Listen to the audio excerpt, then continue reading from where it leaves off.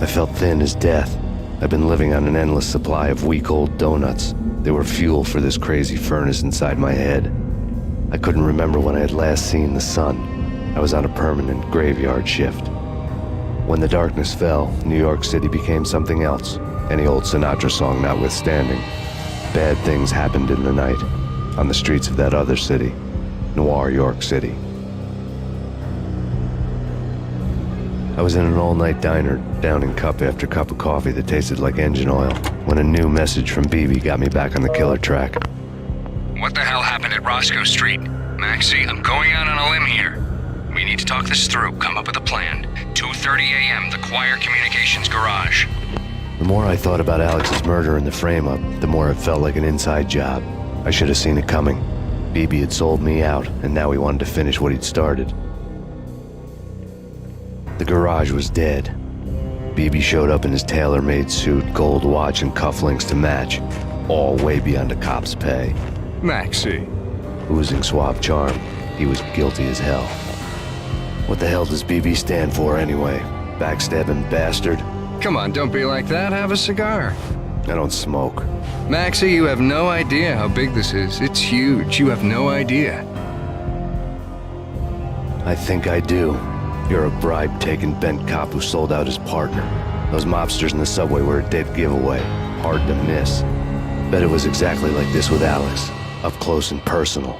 You can't win this one, Max. No, but I can make damn sure none of you do either.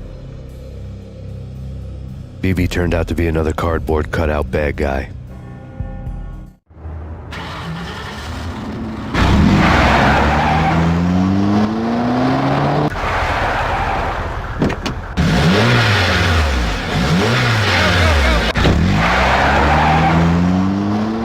A bad cop on the take. A cowardly right-hand man fleeing from the scene, leaving his paid thugs to do his dirty work.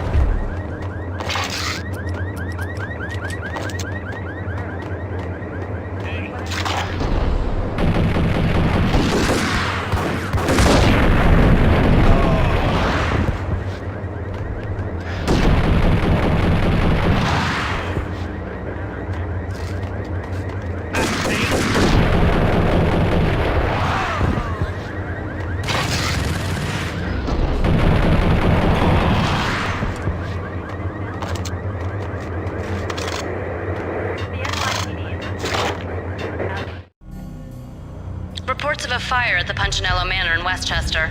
The manor is the home of Angelo Punchinello, the alleged head of the Punchinello crime family. The police are now saying, contrary to their earlier statements, that Max Payne is still alive and at large. He continues his vendetta against the Mafia, of which this last act of arson is attributed to.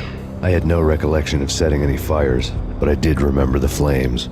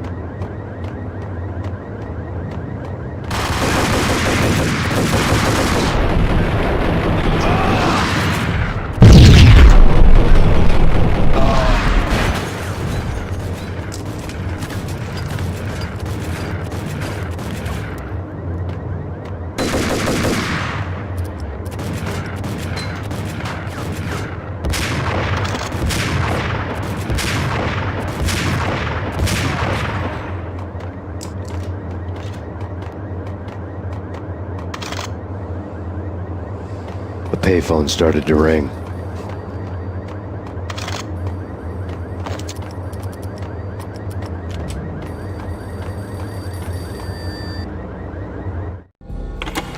Yeah. Max Payne, Whatever does it for you. this is Alfred Wooden. I can give you the name of your enemy. Come to the Asgard building presently. We are expecting you.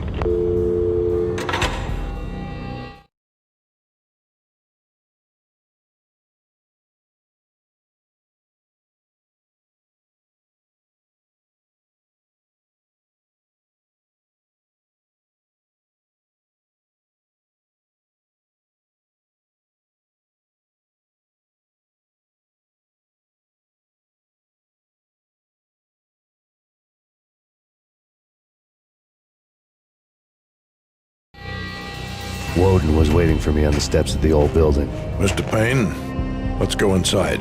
The others are anxious to begin. The others? Despite the general misconception, this building actually predates the City Hall by 2 years, thus being the oldest municipal building still in use here at the foot of the Brooklyn Bridge. No kidding. The old man played tour guide as he led me through a dark domed hall. The answers I was after loomed large ahead. Mr. Payne, I would like to introduce you to my colleagues in what we call the Inner Circle. You've been watching too much X-Files. You have seen the files on Project Valhalla.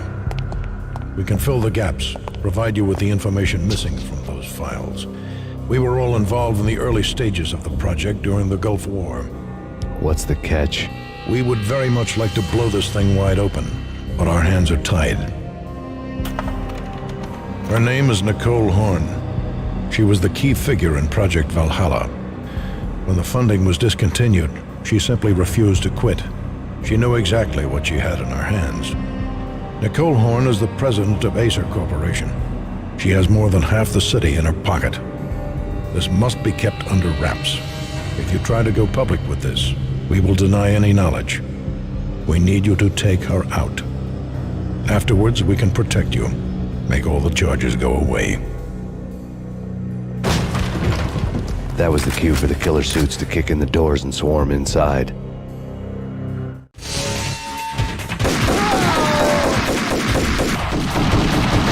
It was an impressive floor show, but I decided to leave early anyway.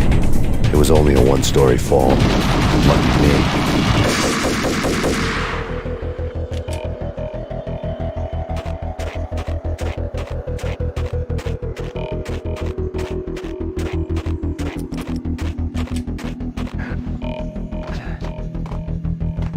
Acknowledged. Target escaped.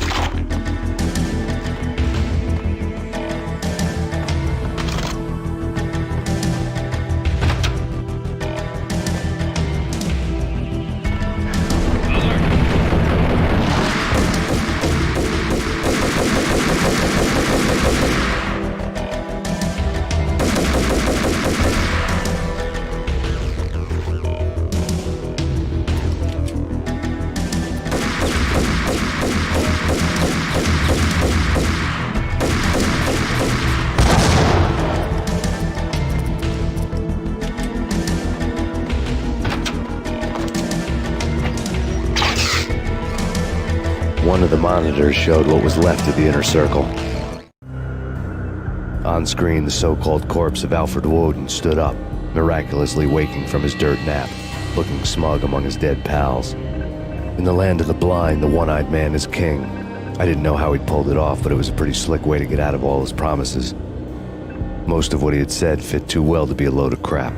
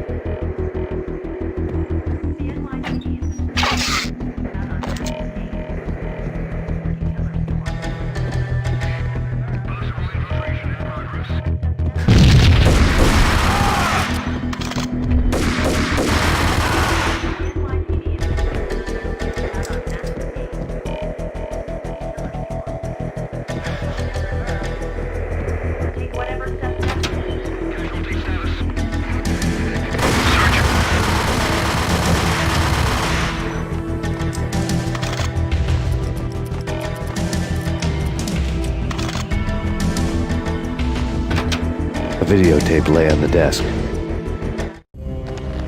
Nicole Horn had blackmailed the inner circle into silence. The tape came with a curt extortion note on a piece of expensive paper.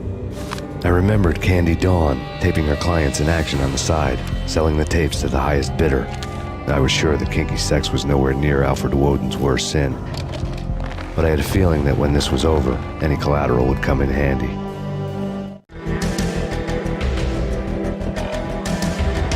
Woden had left me a present. Woden had taken care of my mission preps with military precision. The critical areas in the Acer Corporation headquarters blueprints were circled in red. The president's office was at the top of the building, right below her penthouse suite. The elevators were controlled by a security computer, part of the mainframe located underground below the building. The high-rise was sealed as tight as a sci-fi fortress.